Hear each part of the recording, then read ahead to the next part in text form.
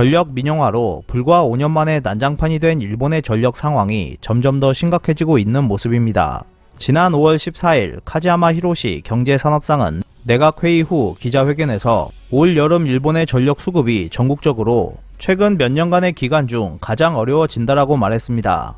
이에 따라 신전력회사들 사이에서는 대기업 전력회사의 반격인가라는 소리가 연달아 새어 나왔습니다. 일본 경제산업성에 따르면 전력 공급력의 여유도를 나타내는 예비율은 홋카이도와 오키나와를 제외한 지역에서 7월에 3.7%, 8월은 3.8%가 될 것으로 전망되고 있습니다. 안정적인 전력 공급을 위해서 최저 3%가 필요한 것을 감안하면 수급면에서 아슬아슬한 수준이 될 것으로 보입니다. 도쿄전력 후쿠시마 제1원전 사고 직후에는 일본 전역의 원전이 멈추면서 예비율이 마이너스가 되기도 했지만 그것을 제외하면 올 여름 일본의 전력 예비율은 최근 몇 년 사이 가장 낮다고 할 수 있습니다. 더욱이 올 겨울은 여름보다 더 어려워질 가능성도 존재합니다. 이러한 상황에 대해서 일본 대기업 전력회사 중에서는 올해 초에도 전력 부족 현상은 상당히 심각했다. 그러한 혼란을 미리 막는 의미에서 경제산업성이 표명한 것일지도 모르지만 과연 앞으로 다가올 심각한 전력난을 극복할 수 있을지 불안하다라는 목소리가 새어나오고 있었습니다. 한편 일본의 에너지 현황을 제대로 파악하지 못한 가운데 유럽에 끌려가는 형태로 스가 정권이 탈탄소를 내걸면서 그 충격파가 돌아왔다라고 하는 싸늘한 시선도 있었습니다. 일본의 전력 부족 원인은 대기업 전력 회사들이 화력 발전소를 가동 및 중지를 잇따라 진행하면서 전력 공급이 떨어지고 있기 때문입니다. 일본의 신전력 회사들 사이에서는 전력 공급력을 높이려면 역시 원전이 필요하다는 여론을 유도하기 위한 것 아니냐라는 의구심도 나오고 있는 상황입니다. 실제로 일본 도매 전력 시장의 거래 가격은 다시 상승하고 있습니다. 일본 도매 전력 거래소에서 매일 거래하는 스포 가격은 지난 5월 평균이 1kW시당 7엔 전후 추이를 보였습니다. 이는 2020년 5월 월간 평균치인 4엔대에 비해 60% 정도 높습니다. 스포 가격은 2021년 1월에 한파의 영향과 발전 연료 부족으로 150엔 이상까지 급등했습니다. 그 후 2월과 3월에는 전년 동기에 가까운 수준으로 돌아왔지만 발밑에서 다시 상승을 재촉하고 있습니다. 가장 큰 이유는 화력 발전의 연료가 되는 액화천연가스의 재고가 줄어들고 있기 때문입니다. 특히 일본이 가장 우려하고 있는 것은 이번 겨울에 문제가 되었던 LNG 부족 사태가 재발할 수 있다는 것입니다. 실구로 일본의 대기업 전력회사들은 LNG 재고를 줄여왔습니다. 여기에 한파가 몰려와 전력 수요가 급증하면서 전력 부족이 생겼지만 LNG를 둘러싼 불안 요인이 하나 더 추가됐습니다. 최근 들어 동남아시아의 LNG 수요가 증가했기 때문입니다. 필리핀 같은 경우 자국의 전력 대기업인 퍼스트젠이 내년 첫 수입을 위해서 6월부터 기간 설비 건설을 시작했습니다. 필리핀의 유일한 가스전은 2027년쯤 고갈될 것으로 추정되고 있어서 발전량의 20%를 차지하는 천연가스 화력 발전이 가동되지 않게 될 가능성이 높아지고 있기 때문입니다. 필리핀의 전력 수요는 2040년까지 연 5% 이상 증가할 전망입니다. 또한 태국이나 베트남에서도 LNG 조달 확대가 진행되고 있습니다. 태국은 지금까지 금지되었던 민간 기업의 LNG 수입을 2020년에 풀었습니다. 지금까지 국영에너지 회사인 태국석유공사가 독점해왔지만 민간 전력 대기업인 걸프에너지개발이나 재벌 기업에게도 LNG 거래 면허가 주어졌습니다. 태국도 필리핀과 마찬가지로 국산 천연가스가 고갈되는 추세입니다. 이를 대비하기 위해 태국은 2011년부터 시작한 LNG 수입을 2037년에 약 320억 입방미터로 2018년에 6배 이상 늘릴 계획인 것으로 알려졌습니다. 아직 수입 실적이 없는 베트남에서도 국영 최대 석유 회사인 페트로 베트남 그룹이 남부 발리아 분타우 성에서 2022년에도 LNG 기지를 가동하는 등 10여 곳에서 기지 프로젝트가 진행 중에 있습니다. 자국의 LNG 고갈에 더해 탈탄소의 세계적인 흐름도 동남아 각국의 LNG 조달을 서두르게 하고 있습니다. 석탄 화력에 비해 이산화탄소 배출이 적은 천연가스의 활용이 더욱 커지고 있다고 할 수 있습니다.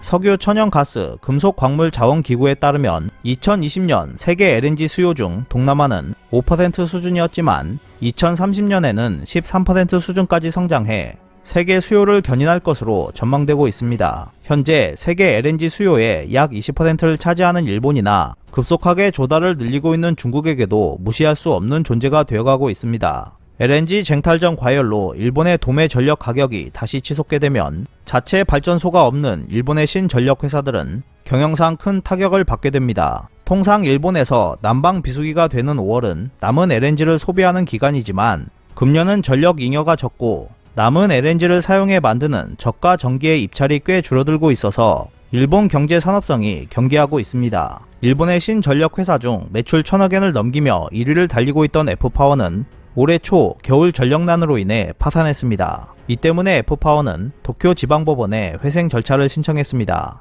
F파워의 부채 총액은 464억엔에 이르렀는데 이는 금년 들어 가장 큰 도산이었습니다. 저가 요금을 무기로 급성장하던 F파워는 자체 발전소로는 수요를 따라잡지 못해 전력 도매 시장으로부터 조달을 확대해 갔는데 이것이 가장 큰 원인이 되었습니다. 만약 신전력 회사들이 전력 도매 시장에서 전력을 확보하지 못하게 되면 조달할 수 없었던 전력분을 대기업 전력 회사로부터 지원받게 됩니다. 대신 신전력 회사들은 전력을 확보하지 못한 것에 대한 페널티로 불균형 요금이라는 것이 발생하게 되는데 여기서 F파워는 200억엔에 이르는 불균형 요금이 발생하게 되었습니다. 때마침 전력 부족이 최고치에 달하면서 전력 요금도 폭등하는 바람에 평상시보다 10배가 넘는 금액을 지불해야 했고 이 때문에 F파워는 파탄나 버렸습니다. 자체 발전소가 없는 신전력 회사들의 파탄은 멈추지 않고 있습니다.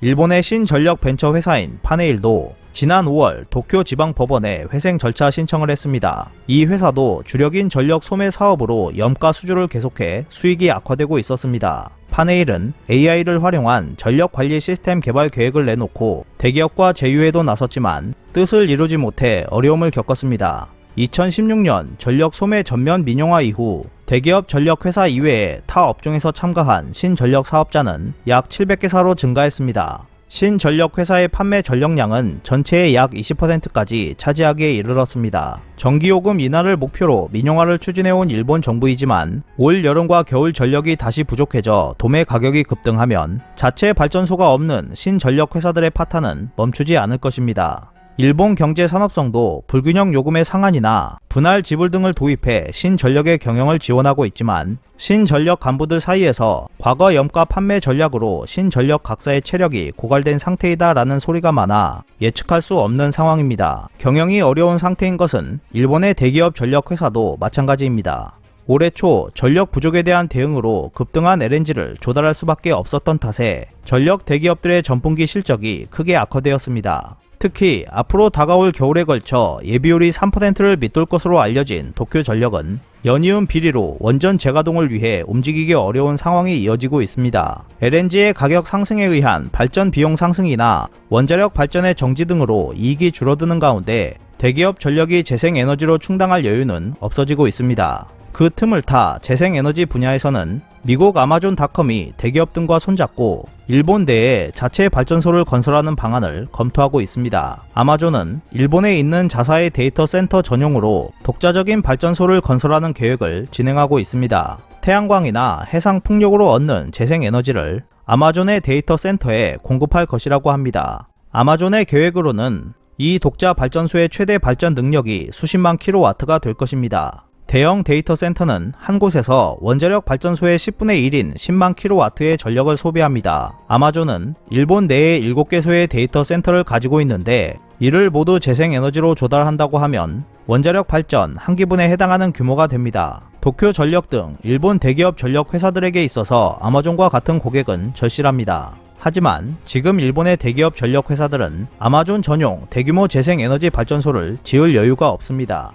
아마존 역시 도쿄 전력의 미지근한 태도에 질려버린 상태입니다.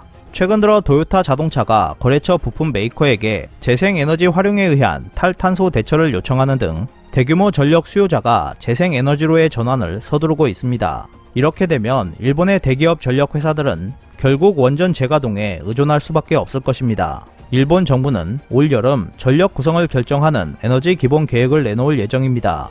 여기서 원전 재가동을 추진할 것인지가 주요 관심사로 떠오를 것입니다. 일본 정부의 의도된 작전인지 아니면 불완전한 전력 민영화의 결과인지는 모르겠지만 일본 전력 업계의 혼란은 앞으로도 계속될 것으로 보입니다.